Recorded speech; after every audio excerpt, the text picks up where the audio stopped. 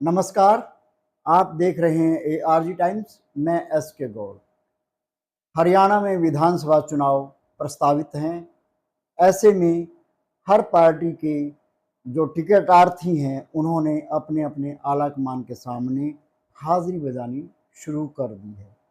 कौन कहाँ से कैसे टिकट पाएगा, यह सब कुछ जोड़ तोड़ लगाना शुरू कर दिया है।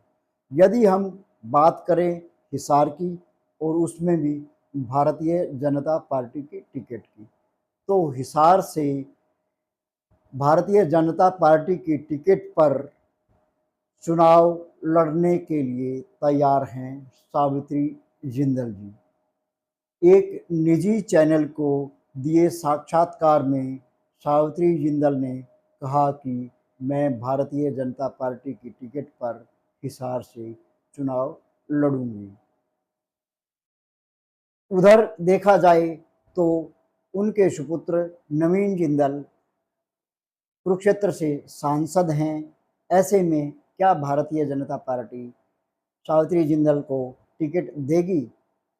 उधर कमल गुप्ता भी जल्दी से यह सीट छोड़ने के लिए तैयार नहीं हैं।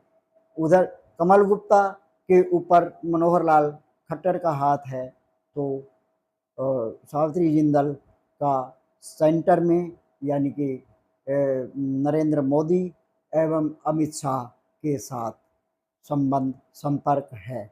ऐसे में यदि सावित्री जिंदल भारतीय जनता पार्टी की टिकट पर चुनाव लड़ती हैं तो उनकी छत्र छाया में फले फूले नेता जो टिकट के लिए कांग्रेस अभी तक बीजेपी ज्वाइन नहीं किया है और कांग्रेस की टिकट की दौड़ में हैं, ऐसे दर्जन भर नेता हैं जिनमें रामनिवास राणा, अरविंद शर्मा, DN सैनी, वीर सिंह ख्यालिया सहित सब के सब टिकट की लाइन में हैं।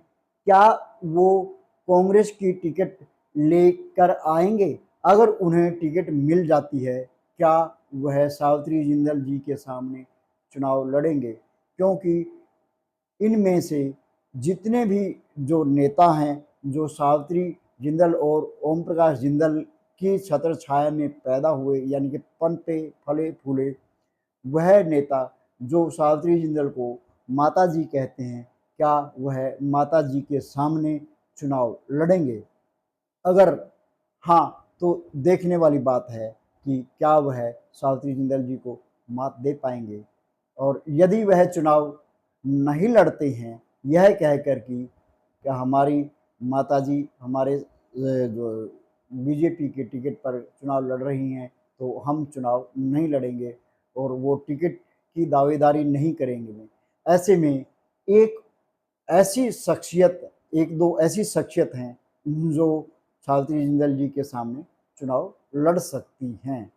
ऐसे में लाल बहादुर खोवाल जिनके ऊपर कुमारी शैलजा का हाथ है और दूसरे अशोक गोयल मंगाली वाला, वह भी अभी अभी जो लोकसभा की टिकट न मिलने के कारण जो पहले हुड्डा साहब के ग्रुप में थे, उन्होंने वहाँ से टिकट नहीं मिली तो वह शैलजा गुट में जा मिले। क्या कुमारी शैलजा अपने बहुत नज़दीकी करीबी और अत्यंत विश्वास पात्र लाल बहादुर खोवाल को हिसार से विधानसभा की टिकट दिलवाएगी या फिर अशोक गोयल मंगाली वाला को?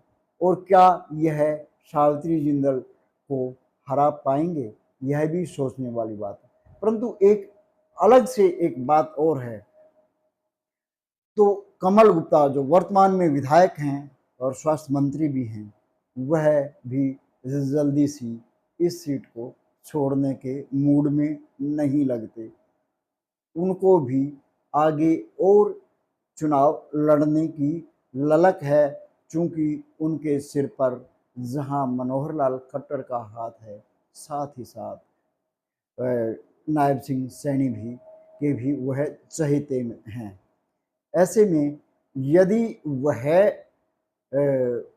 कमल गुप्ता नायब सिंह सैनी और मनोहर लाल खट्टर के चहेते हैं तो सावित्री जिंदल भी इनसे कमतर नहीं है, क्योंकि वह अभी अभी बीजेपी में शामिल हुई हैं और जब बीजेपी में शामिल हुई हैं कुछ शर्तें होती होंगी। फिर भी आपको बता दें, बीजेपी में शामिल होना, उनके सुपुत्र का शामिल होना, तो यह तो है नहीं कि किसी छोटे से नेता या छोटे से मंच पर जाकर के वह बीजेपी में शामिल हुए होंगे। चूँकि एक राजनीतिक परिवार, एक व्यापारी, एक इंडस्ट्रियलिस्ट और एक देश के धनवान परिवारों में से गिने जाने वाले उस परिवार का किसी पार्टी को ज्वाइन करना तो आला कमान के साथ ही बात होकर ज्वाइन किया होगा। ऐसे में जहां कमल गुप्ता नायब सिंह सैनी और खट्टर से संबंध रखते हैं तो सावित्री जिंदल का संपर्क ऊपर अमित शाह एवं नरेंद्र मोदी से हो सकता है। ऐसे में क्या कमल गुप्ता ये टिकट ले पाएंगे? तो ऐसा लगता है कि यह टिकट कमल गुप्ता को न मिल करके भारतीय जनता पार्टी सावित्री जिंदल को टिकट दे सकती है, और टिकट देगी तो यह भी मानना है कि हिसार से भारतीय जनता पार्टी या जिंदल परिवार में जो खड़ा हुआ तो जिस पार्टी से खड़ा होता है वो जीतेगा। और जिस पार्टी से क्योंकि सावित्री जिंदल भारतीय जनता पार्टी में शामिल हैं तो वह भारतीय जनता पार्टी की टिकट पर चुनाव लड़ेंगी, वो चुनाव जीत सकती हैं।